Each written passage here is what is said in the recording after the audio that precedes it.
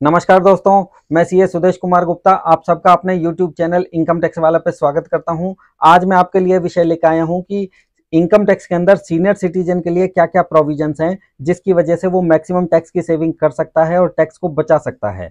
तो आइए शुरू करते हैं अपना विषय। लेकिन उससे पहले अगर आपने मेरे चैनल को सब्सक्राइब नहीं किया है तो सब्सक्राइब कर लीजिए ताकि आपको मेरी सारी आने वाली नोटिफिकेशंस मिल सकें।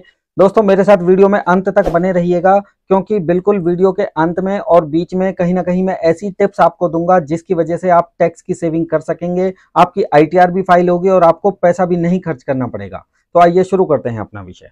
सबसे पहले हम लोग जान लेते हैं कि सीनियर सिटीजन होते कौन है। दोस्तों जिसकी उम्र किसी भी साल के अंदर 60 साल या इससे ज्यादा हो जाए उसको हम सीनियर सिटीजन बोलते हैं।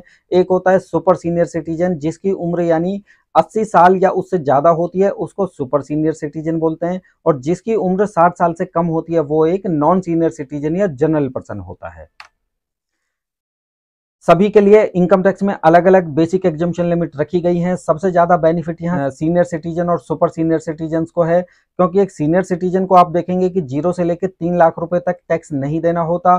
सुपर सीनियर सिटीजन को 0 से लेकर 5 लाख रुपए तक कोई टैक्स नहीं देना होता। लेकिन जो एक नॉन सीनियर सिटीजन है उसको 0 से लेकर 2,50,000 रुपए तक कोई टैक्स नहीं देना होता। तो यहाँ पे हम देखेंगे कि नॉन सीनियर सिटीजन के लिए बेसिक एग्जम्पशन लिमिट कम है और सीनियर सिटीजन के लिए ज्यादा है। लेकिन अगर हम अपनी रिटर्न को न्यू टैक्स रिजीम के अंदर फाइल करेंगे तो वहां पे सबके लिए बेसिक एग्जम्पशन लिमिट 3 लाख रुपए की है। Medical insurance. मेडिकल इंश्योरेंस अगर एक नॉन सीनियर सिटीजन है तो उसके खुद के लिए या फैमिली के लिए मेडिकल इंश्योरेंस की लिमिट 25,000 रुपए की है, और अगर पेरेंट्स भी नॉन सीनियर सिटीजन है तो उसकी लिमिट भी अगेन 25,000 रुपए की है, यानी टोटल डिडक्शन 50,000 रुपए की मिलेगी। लेकिन एक जनरल पर्सन, जनरल सिटीजन के अगर पेरेंट्स सीनियर सिटीजन है तो उसके केस में ये लिमिट 25,000 रुपए से बढ़ के 50,000 रुपए हो जाती है। तो 25,000 रुपए खुद के लिए और 50,000 रुपए अपने पेरेंट्स के लिए, टोटल डिडक्शन 75,000 का हो जाएगा। लेकिन इसके लिए कुछ और भी क्लैरिफिकेशन है, मैं आपको बता देता हूं कि 80D के अंदर यानी मेडिकल इंश्योरेंस का बेनिफिट कोई भी क्लेम कर सकता है, चाहे वो एसएससी रेसिडेंट हो, नॉन रेसिडेंट हो, फॉरेनर हो या एचयूएफ का कोई मेंबर हो। जितना भी मेडिकल इंश्योरेंस हम प्रीमियम पेड करेंगे वो कैश के अंदर नहीं होना चाहिए। अगर कैश के अंदर पे करेंगे तो उसकी डिडक्शन हम क्लेम नहीं कर सकते। पेरेंट्स के अंदर कौन कौन इंक्लूड होता है? जो असेसी है उसके खुद के मदर या फादर इंक्लूड होते हैं, फादर इन लॉ या मदर इन लॉ को इंक्लूड नहीं करते। नेक्स्ट आता है कि मान लीजिए कि किसी ने मेडिकल इंश्योरेंस नहीं लिया तो उस केस के अंदर क्या होगा। तो एक मेडिकल एक्सपेंडिचर के लिए भी सेक्शन 80D के अंदर प्रोविजन है कि एक सीनियर सिटीजन 50,000 रुपए तक की डिडक्शन क्लेम कर सकता है जितने भी मेडिकल एक्सपेंडिचर उनके ट्रीटमेंट के ऊपर हुए हैं। लेकिन ये नॉन स्पेसिफाइड डिजीजेज के लिए क्लेम कर सकता है। स्पेसिफाइड डिजीजेज के लिए 80DD होता है, जिसे मैं अभी डिस्कस करने वाला हूं आप लोगों से। नॉन सीनियर सिटीजन के केस में सिर्फ मेडिकल इंश्योरेंस लिया हुआ है तभी हम उसका बेनिफिट ले सकते हैं। मेडिकल ट्रीटमेंट के ऊपर जो एक्सपेंडिचर है इसका बेनिफिट हम तब क्लेम कर सकते हैं जब हमारे पास कोई मेडिकल इंश्योरेंस नहीं है। दूसरी बात, मेडिकल इंश्योरेंस या मेडिकल एक्सपेंडिचर, इन दोनों में से किसी भी एक का बेनिफिट हम क्लेम कर सकते हैं। लेकिन अगर मेडिकल इंश्योरेंस है तो सबसे पहले यही क्लेम होगा, फिर ये क्लेम नहीं होगा।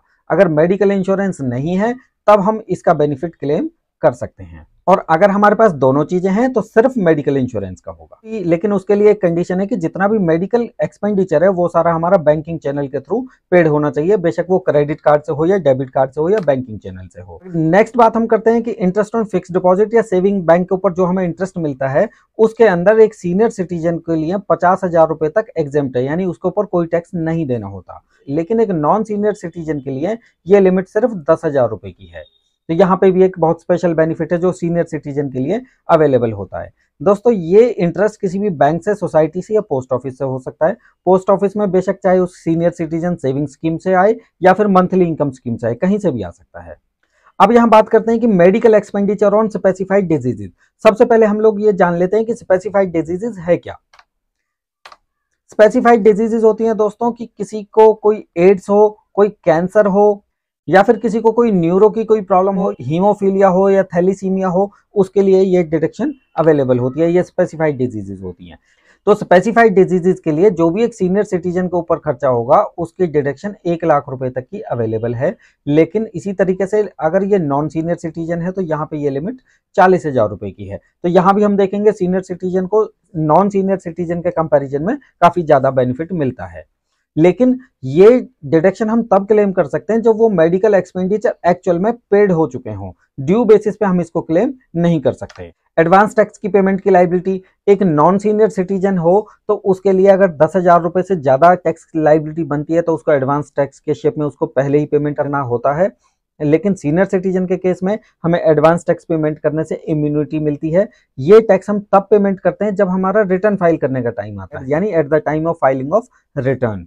लेकिन सीनियर सिटीजन के केस में अगर उस सीनियर सिटीजन को कोई बिजनेस से इनकम हो या प्रोफेशन से इनकम हो तब ये प्रोविजन उसके ऊपर अप्लाई नहीं होता, यानी उसको भी एडवांस टैक्स पेमेंट करना होता है। लेकिन अगर एक सीनियर सिटीजन को सैलरी से इनकम हो, रेंटल इनकम हो, कोई प्रॉपर्टी का कैपिटल गेन हो, शेयर का कैपिटल गेन हो, इंटरेस्ट हो या डिविडेंड हो, तब यह प्रोविजन एप्लीकेबल होता है। टीडीएस की डिडक्शन, अभी तक हमने सीखा कि 80TTB के अंदर 50,000 रुपए की डिडक्शन मिलती है, लेकिन अब बात करते हैं उस 50,000 रुपए के ऊपर टीडीएस भी कटना होता है। दोनों अलग अलग चीजें हैं ये। एक सीनियर सिटीजन को अगर 50,000 रुपए से ज्यादा इंटरेस्ट की इनकम होती है, चाहे एफडी से हो चाहे सेविंग से हो, सेविंग बैंक से हो, तो उसके लिए टीडीएस एप्लीकेबल हो जाएगा। लेकिन नॉन सीनियर सिटीजन के लिए ये लिमिट 40,000 रुपए की है। इंटरेस्ट के ऊपर जितना भी टीडीएस है वो सारा 10% के रेट से डिडक्शन होती है उसकी, यानी इंटरेस्ट के ऊपर टीडीएस का रेट 10% का है। वही अगेन फिर से सीनियर सिटीजन का अगर 50,000 से ज्यादा है, लेकिन अगर एक सीनियर सिटीजन की इनकम बेसिक एग्जम्पशन लिमिट से कम है तो वो बैंक को 15G या H फॉर्म सबमिट करेगा तो बैंक उसका टीडीएस नहीं काटेगा। ये वो पॉइंट है दोस्तों कि जब एक सुपर सीनियर सिटीजन को अपनी रिटर्न भी फाइल करनी होगी लेकिन उसे किसी को कोई पेमेंट भी नहीं करनी होगी, बेशक वो सीए हो या कोई अकाउंटेंट हो जो रिटर्न फाइल करने का काम करते हैं। लेकिन इसके लिए कंडीशन क्या है कि उस असेसी की एज 75 और 75 प्लस होनी चाहिए। वैसे सुपर सीनियर सिटीजन की एज 80 और 80 प्लस होती है, लेकिन सिर्फ और सिर्फ इस प्रोविजन के लिए ये एज 75 और 75 प्लस रखी गई है। दूसरी कंडीशन है कि उसको पेंशन से इनकम होनी चाहिए सिर्फ, और कोई इनकम नहीं होनी चाहिए। और तीसरा है कि एक इंटरेस्ट इनकम होनी चाहिए। यानी ये दो इनकम हैं और उसकी एज 75 और 75 से प्लस है, तब ये सेक्शन 194P का प्रोविजन उसके ऊपर अप्लाई हो जाता है। तो ऐसे केस में वो क्या करेगा दोस्तों कि जिस बैंक में उसकी पेंशन आती है या ये बैंक का इंटरेस्ट होता है, उस बैंक को वो फॉर्म 12BB फिल करके देगा, तो बैंक खुद उसकी रिटर्न फाइल करेगा। जितनी भी एक्चुअल में उसकी टैक्स की लायबिलिटी आती है उतना ही टीडीएस उससे डिडक्ट करेगा। अभी तक मैंने जितने भी प्रोविजन आपके सामने बोले उन सारे प्रोविजंस को मैंने एक चार्ट के अंदर यहाँ पे कंपाइल करके रखा हुआ है, आप इसको ध्यान से देखिएगा। लेकिन मैं इसको डिस्कस नहीं कर रहा हूं क्योंकि सारे प्रोविजन मैं ऑलरेडी डिस्कस कर चुका हूं। बस मैं इतनी बात यहाँ पे बताऊंगा कि ये जो एरो यहाँ पे लगा हुआ है इसका मतलब ये है कि जो प्रोविजन यहाँ पे एप्लीकेबल है वो यहाँ पे भी एप्लीकेबल है। तो ये थी दोस्तों एक सीनियर सिटीजन को मिलने वाली सारी स्कीम्स, सारे बेनिफिट्स।